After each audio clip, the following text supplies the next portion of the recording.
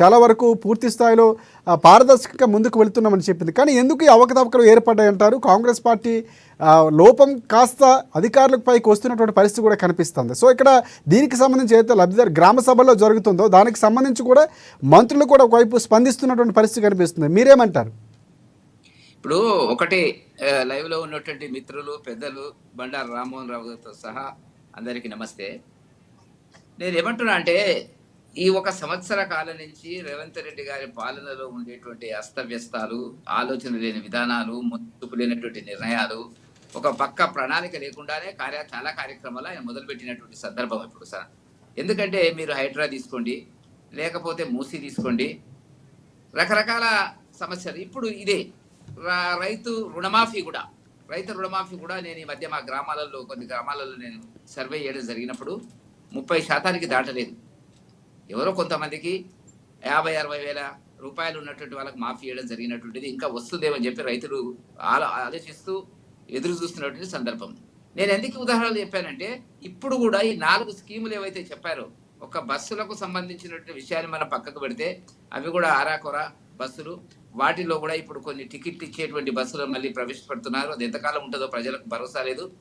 నేను అనేటువంటి ముఖ్యమైనది విమర్శ ఏమిటంటే ఇవాళ మీరు అన్నట్టుగా 4 స్కీములు వాళ్ళు ప్రవేశపెట్టారు. ఇందిరమ్మ ఇన్నలు అంటున్నారు, లేకపోతే భరోసా అంటున్నారు, లేకపోతే ఇంకా రైతు భరోసా అంటున్నారు. రైతు ఇందిరమ్మకు వ్యవసాయ కూలీలకు సంబంధించినటువంటి దాంట్లో ఇచ్చేటువంటి డబ్బులు అంటున్నారు, రకరకాలుగా చేస్తున్నారు. దీని మీద చాలా విమర్శలు వస్తున్నాయి. గ్రామాలలో తీవ్రమైనటువంటి అసంతృప్తి ఉన్నది. ఎందుకంటే ప్రజలు అధికారులను ప్రశ్నిస్తున్నారు. తహసీల్దార్ని, ఆర్డీఓని వచ్చి మరి వ్యతిరేకంగా వాళ్ళు స్లోగన్స్ ఇస్తున్నారు, మాట్లాడుతున్నారు, వాదోపవాదాలకు దిగుతున్నటువంటి పరిస్థితి. ఇప్పుడు ఒక ఇల్లు తీసుకోండి. ఇప్పుడు ఇందిరమ్మ ఇళ్లకు సంబంధించినటువంటిది ఈ సంవత్సరము ప్రతి నియోజకవర్గానికి అంటే సుమారుగా 120 నియోజకవర్గాలు వేసుకున్నట్టయితే 3500 నియోజకవర్గానికి ఇల్లు కేటాయిస్తామని చెప్పడం జరుగుతున్నటువంటిది. మొత్తం ఈ సంవత్సరానికి 22,500 కోట్లు ఖర్చు పెడతామని చెప్పి వాళ్ళు మనకు పత్రికల ద్వారా మంత్రులు, ముఖ్యంగా పొంగులేటి శ్రీనివాసరెడ్డి గారి బాధ్యత ఉన్నది కాబట్టి ఆయన చెప్తూ వస్తున్నాడు. మా సమావేశానికి వెళ్ళినా కూడా ఇది మనకు వస్తున్నటువంటిది. 3,500 అంటే ఒకటి మన రాజశేఖర్ గారు సాధారణంగా ఒక నియోజకవర్గంలో 100 గ్రామాలు ఉంటాయి. రామ్మోహన్ రావు గారికి తెలుసు. ఒక విలేజ్కి ఒక గ్రామానికి 35 ఇళ్ళు వస్తాయి. 35 ఇళ్ళు వస్తాయి అనుకున్నప్పుడు సగటును చెప్తున్నాను నేను.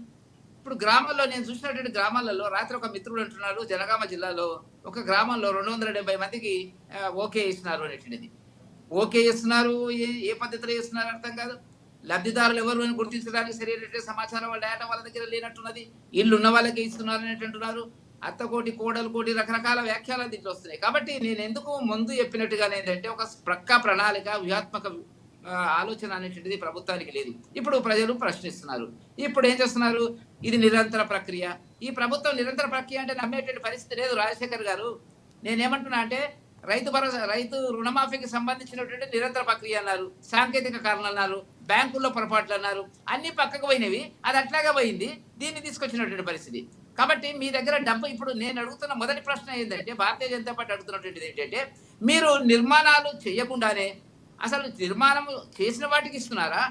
అంటే గత ప్రభుత్వం చేసినటువంటిది లేక ఈ మధ్యన 1 సంవత్సర కాలంగా మీరు చేసినటువంటి కానీ ఇక్కడ ఒకటి వెంకటరెడ్డి గారు, గత ప్రభుత్వం ఎక్కడా కూడా కనీసం రేషన్ కార్డులు ఇచ్చినటువంటి దాఖలాలు లేవు, కానీ మేము ఇస్తున్నాం అని చెప్తుంది ఇక్కడ కాంగ్రెస్ పార్టీ. నేను మాటల్లో చాలా వేగంగా ఉంటుందండి వీళ్ళది మాటలు. ఎందుకంటే మాట్లాడే వాళ్ళు 4-5 ఉన్నారు, మాట్లాడుతుంటారు. వాళ్ళు ఎక్కడ పోయినా మంత్రులు 4-5, ముఖ్యంగా పొంగులేటి శ్రీనివాసరెడ్డి గారు, పొన్నం ప్రభాకర్ గారు, వీళ్ళు ఎప్పటికీ కోమటిరెడ్డి వెంకటరెడ్డి గారు ఎప్పుడు మాట్లాడుతుంటారు. గత ప్రభుత్వం ఇయ్యలేదు, గత ప్రభుత్వం ఇవ్వకపోతే గత ప్రభుత్వాన్ని మూల కూర్చోబెట్టారు. మరి మూల కూర్చోవడానికి మీరు రెడీ ఉన్నారా? గత ప్రభుత్వాన్ని కంపేర్ చేయొద్దండి. గత ప్రభుత్వం ఏమందండి, అది ఓడిపోయిన ప్రభుత్వము, ప్రజా వ్యతిరేక విధానాలు అవలంబించింది అనేటువంటి విషయం తెలుసు. ఆ విషయంలో భారతీయ జనతా పార్టీ కానీ ఇక్కడ వెంకటరెడ్డి గారు ఇంకో అదే పాయింట్ లో మాట్లాడుతూ గ్రామ సభలు కూడా నిర్వహించలేదు గత ప్రభుత్వం. కానీ అందుకే ఇక్కడ నిర్వహించడం వల్ల కొంచెం సమస్యలు ఎక్కువ ఉండొచ్చు, దాన్ని షార్ట్ అవుట్ చేస్తున్నాం. కాదంటే నేను ఇప్పుడు మీరు కంపేర్ చేస్తారా? వాళ్ళు 2 మంటలు చేసిండ్రు, మేము 1 మంటలు చేసినామంటారా? అదే అంటే కంపారిజన్ అట్లా కాదు. మీరు ఆ ప్రభుత్వాన్ని పోల్చకండి. ఆ ప్రభుత్వం ప్రజా వ్యతిరేక విధానాలు కాంగ్రెస్ ప్రభుత్వం పదే పోలిస్తూ సీతక్ గారు కూడా మాట్లాడుతున్నారు. సో నేను అందుకే అదే ప్రస్తావిస్తున్నా. లేలే వాళ్ళు రాజకీయంగా మాట్లాడొచ్చు, మన రాజకీయంగా కాకుండా మాట్లాడేటువంటి పరిస్థితి ఇవాళ. కాబట్టి నేనేమంటున్నా అంటే మీరు గృహాల నిర్మాణాలు ఎప్పుడు ఇస్తారు? అవి నిర్మాణం ఎన్నికలు వస్తున్నాయి కాబట్టి, స్థానిక సంస్థల ఎన్నికలు వస్తున్నాయి కాబట్టి ప్రజల భ్రమంలోకి దించడానికి చేసేటువంటి ప్రయత్నము వాళ్ళది ఫుటైల్ ఎక్సర్సైజ్, అది ఎదుర్కొ దెబ్బ తీసుకున్నటువంటి పరిస్థితి కనపడుతున్నటువంటి వల్ల చాలా వ్యతిరేకత వస్తున్నది. అది వ్యతిరేకత ఏంటంటే జనంలో చాలా వ్యతిరేక అభిప్రాయాలు వచ్చిన తర్వాత ఆ పార్టీకి రేపు స్థానిక సంస్థల్లో ఏ స్థాయిలో ఓట్లు పడతాయో నాకు తెలియనటువంటి పరిస్థితి. ఇప్పుడు ఇండ్లు 3500 ఇళ్ళు నిర్మాణం అయినాయా నేను అడుగుతున్న ప్రశ్న. ఒకటేమో 5 లక్షలు ఇస్తాము, ఖాళీ ప్లేస్ ఉన్నటువంటి వాళ్ళు నిర్మాణం చేసుకోవడానికి అంటున్నారు. అది ఏదో ఐడెంటిఫై లేదు. 22,500 కోట్లు ఎక్కడి నుంచి వస్తుందో ఇంతవరకు అతి లేదు గతి లేదు.